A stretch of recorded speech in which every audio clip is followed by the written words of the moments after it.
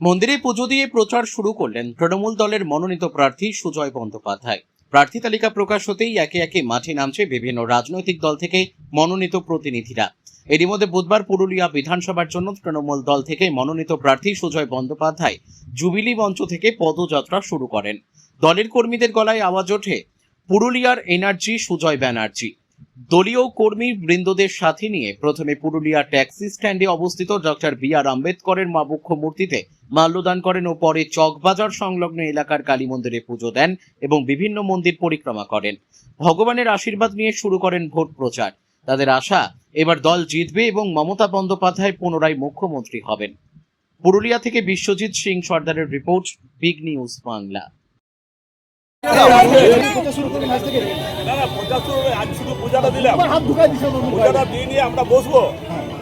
সমগ্র বিধানসভার যে সমস্ত ব্যক্তিদের নেতা আছে তাদের সবাইকার সাথে আলোচনা করে তারপর বিধানসভা স্টিয়ারিং কমিটি গঠন করে আমরা প্রচারে নামবো। এবার আমাদের ভক্তদের মধ্যে কোনো জায়গাতে যাতে কোনো গ্যাপ না হয় তার চেষ্টা করে আমরা প্রচারে নামবো।